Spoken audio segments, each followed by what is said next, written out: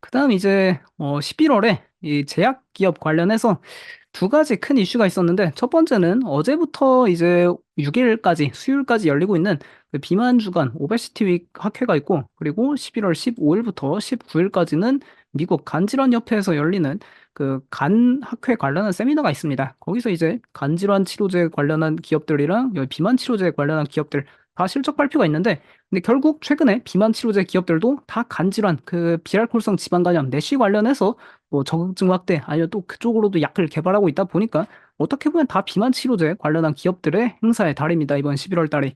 근데 특히 어제 이제 시작해서 오베시티 윅에서 바이킹 테라피틱스가 현재 포문을 열고 있는데 분명히 바이킹 테라피틱스는 실적 발표 때 이야기를 했습니다. 여기서 데이터를 공개할 거다라고. 근데 데이터를 공개했는데 상당히 뜨거운 반응을 보이고 있더라고요. 이 경구용 VK2735 여기는 이제 후보 물질 이름이 VK2735인데 이게 경구용 버전이 있고 그 SC 제형, 피하 주사 제형이 있는데 일단 경구용 버전이 현재 시장의 화두입니다. 이게 한번 경구용 섭취를 하면은 28일 동안 평균 체중이 6.8% 감소하더라. 그리고 이제 바이킹 테라피틱스에서 지난 실적 발표 때 주가가 또 많이 올랐던 요인 중 하나가 우리는 이 내약성이랑 안전성이 뛰어나서 100mg 이상 대용량을 투여해도 이 환자들이, 그러니까 임상 시험자들이 잘 견디더라. 그래서 100mg 이상도 투여가 가능하다 밝혔었습니다. 그래서 이 100mg 이상 투여한 데이터를 공개했는데 28일 동안 최대 8.2% 체중 감소가 나타났다고 합니다. 4주 만에 8.2% 감소하는 거면 정말 엄청난 이 약물이고요.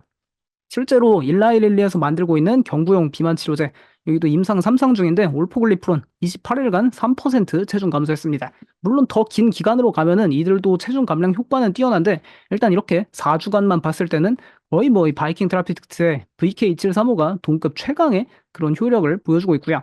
근데 효능도 뛰어난데 얘네는 이 안전성이랑 내약성도 뛰어납니다. 그러니까 보통 내약성이 안 좋으면은 좀 이제 약을 먹고 메스꺼움도 있고 막 구토도 나고 좀 위장 질환 그런 게 발생하는데 그런 것도 거의 뭐 가장 안전한 약물이다 보니까 현재 시장에서 뜨거운 반응 보이고 있고요. 경쟁사들 결국 또 한번 보면은 뭐 노보노디스크에서 만드는 아미크레틴도 28일간 4%, 그리고 뭐 로슈에서 만들던 것도 28일간 6.1%인데 여기는 현재 메스꺼움이랑 구토 논란이 계속 이어지고 있고 뭐 이런 스트로척 테라피틱스 요런 데도 다 뭐 보통 5% 내외입니다. 이 체중 감량이. 근데 이제 바이킹 테라피틱스에서 뭐 8.2% 체중 감량 그런 데이터를 내놓으니까 다들 지금 깜짝 놀라고 있고요.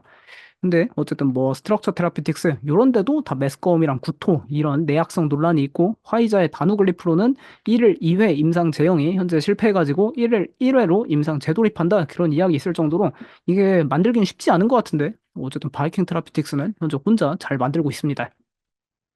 근데 그래서 바이킹 테라피틱스 현재 이번 달에 주가 촉매제가 두 개 있었는데 일단 여기 11월 3일부터 6일 날 열리는 비만 주간에서 첫날부터 데이터 공개해버려 가지고 현재 시장에 조금 뜨거운 열띤 호응을 받고 있고 11월 15일에서 19일까지 여기 더 리버 미팅이라고 여기 AASLD 간질환 협회 여기서 하는 건데 뭐 내시 치료제 얘네 또 만들고 있습니다. VK2809라고 해서 여기서도 임상 이상 종료한 거 관련한 데이터 공개한다고 하니까 뭐 어쨌든 바이킹 테라피틱스 같은 매출은 없지만 이제 임상 뭐 2상, 3상 단계에 있는 기업은 이런 발표가 중요하죠. 발표 많이 한다. 이런 거 체크해 보면 좋을 것 같고요. 근데 이제 결국에 일라이렐리와 노보노디스크가 메인 화두겠죠. 이들도 여기서 관련 데이터를 뭔가 발표할 예정이 있긴 합니다. 근데 일라이렐리 측에서는 이제 구체적으로 뭘 발표할 건지에 대한 이야기 안 했지만 근데 이런 것도 있긴 하고요. 이 세마글루타이드하고 티르제파타이드 1대1 무작위 대조 임상 현재 멸망전이 코앞에 다가왔습니다.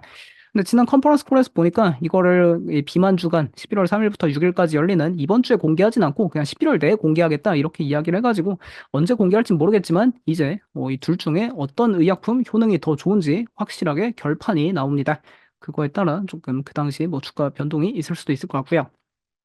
그래서 바이킹 테라피틱스 현재 프리마켓이 약 10% 이상 상승하고 있는데 뭐 결국 이렇게 긍정적인 데이터 내놨다. 근데 현재 또 시장을 보니까 프리마켓이 약 3%까지 주가 상승폭이 줄어들고 있는데 뭐 학회에서 좀 이상한 말을 했나요? 아니면 또 해석하기 나름인 건지 아니면은 결국 이 기업도 임상 아직 이상 단계고 더 시간이 많이 걸린다. 그리고 임상 이상 단계면 앞으로도 한 5, 6년 더 걸립니다. 결국 그동안 이 현금 문제 어떻게 할 거냐 뭐 그런 것도 계속 시장에서 반영될 수 있으니까 뭐 일단은 주가 상승세가 조금은 미미해지고 있다 보면 좋을 것 같습니다.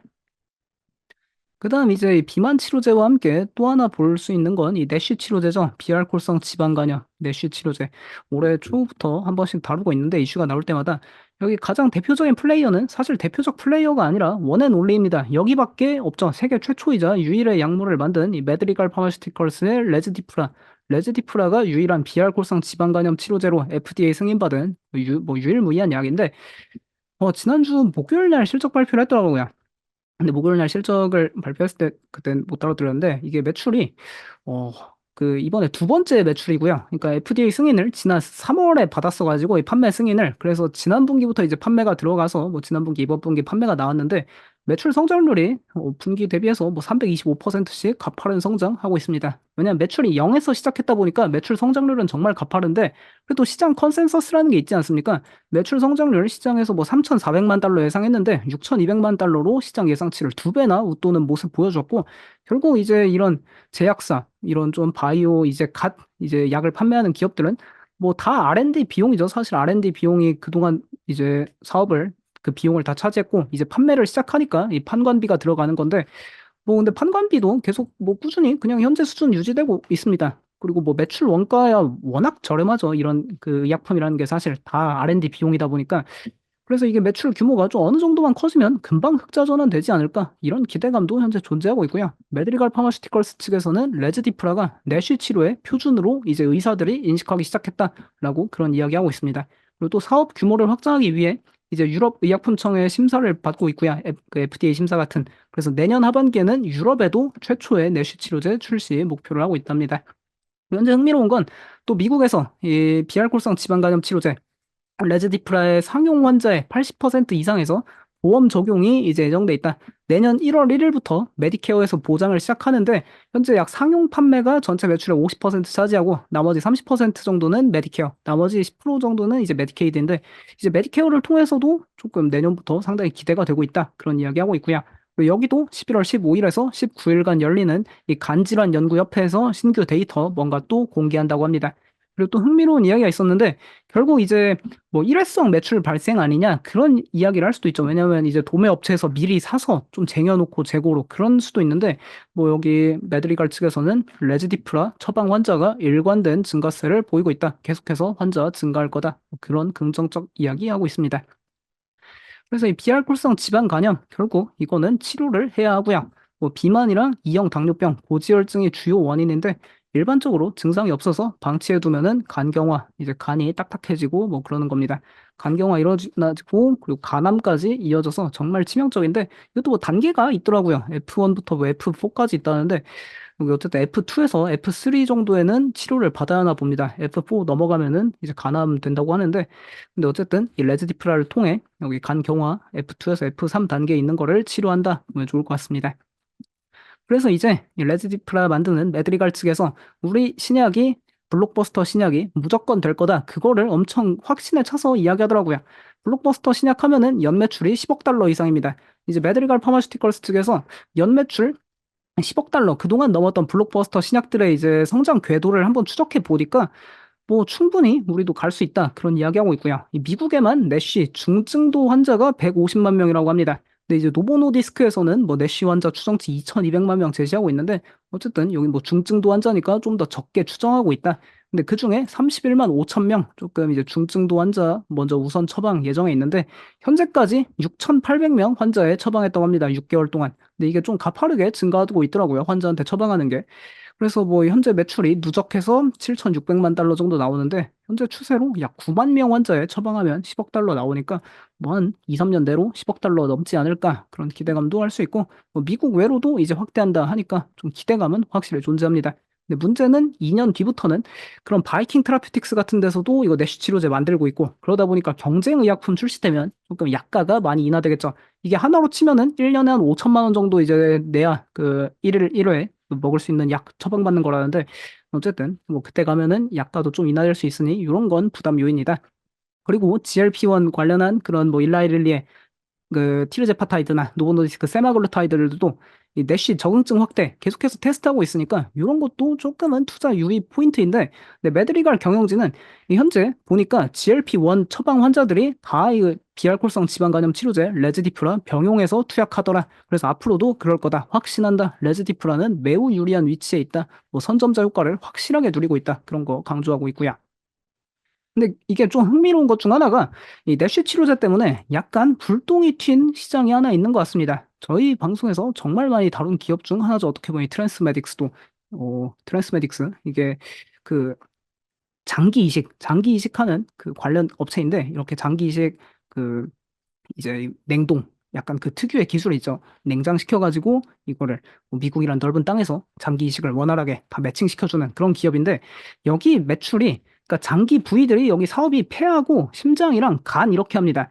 근데 간 이식이 생각보다 많더라고요. 간 이식 매출이 전체 매출의 70%, 약 70% 차지하고 있는데, 근데 여기 메드리갈 측에서는 간 이식의 주요 원인이 이 내쉬 때문이라고 합니다. 비알코올성 지방 간염을 앓게 되면은 간 경변이나 간 부전으로 이어지고 보통 간암까지 이어지면은 간 이식을 받아야 한다 이야기하고 있는데, 결국 이게 내시 치료제가 이제 시장에 출시됐고 앞으로 더 많이 출시될 예정이 있다 보니까 그러면 간 이식 환자가 조금 줄지 않을까요? 그런 생각도 좀 들고 있더라고요. 물론 이제 뭐 간부전 원인으로 비알코올성 지방 간염 외에도 알코올성 간염이나 만성 비형 간염 이런 요인들도 존재하지만, 그래도 이 비알코올성 지방 간염 시장도 엄청나게 큰 시장이다 보니까 이 확실히 어쩌면은 이 간 이식 시장에 조금은 영향을 미칠 수 있지 않나 그렇게 생각도 듭니다. 뭐 단기적으로는 그래도 이 내시 치료제들이 뭐 이제 환자 6천 명 처방했다고 하는데, 시간은 좀 많이 걸리겠지만 근데 장기적으로는 이게 내시 치료제 여기만 만드는 것도 아니죠. 메드리갈만 만드는 게 아니라 뭐 일라이릴리, 노보노디스크, 바이킹 테라피틱스 그 외에도 뭐 여러 가지 테라피틱스 뭐 그런 파마슈티컬스 기업들 다 만든다고 하니까 조금 확실히 뭐 어떻게 보면 이 간 이식 시장에 갑자기 이런 블랙스완이 닥쳤다 그렇게도 볼 수 있을 것 같습니다. 그래서 뭐 마드리갈 파마슈티컬스 여기도 뭐 주가가 실적 발표하고 정말 파멸적인 뭐 상승세를 현재 보이고 있던데, 11월 15일 날 또 뭔가 데이터 공개한다고 합니다. 여기 월봉으로 좀 흥미로운 게 이게 주가 상장된 지는 참 오래된 것 같은데, 상장이 2016년에 뭐 이런 신타 파마슈티컬스랑 기업이랑 합병해서 상장했더라고요. 그러면서 뭐 역병합도 하고 뭐 이제 뭐 새로운 신약 만든다니까 주가 많이 오르고 임상도 성공해서 올랐었는데, 그 당시 임상 이상 성공했을 때 주가랑 현재 주가랑 약 7년 전에 임상 이상 성공했었는데 그때랑 지금이랑 뭔가 조금은 비슷하긴 합니다. 뭐 이제 뭐 출발하는 건지 어쨌든 그 당시하고 2018년 임상 이상 성공했을 때랑 그리고 지금은 이제 판매가 시작됐을 때랑 뭐 주가는 비슷하다. 그런 거 체크해 보면 좋을 것 같고요. 그리고 트랜스메딕스 여기는 뭐 최근에 실적이 조금 워낙 성장주라 실적이 좀 부진한 영향도 있었는데, 근데 갑자기 뭔가 그런 생각이 듭니다. 진짜로 이 비알코올성 지방 간염 치료제, 내시 치료제가 정말 이제 시중에 정말 대중화가 돼서 이 좀 간 이식 이런 쪽에도 영향을 미치지 않을까? 뭔가 그런 상상은 들긴 하더라고요.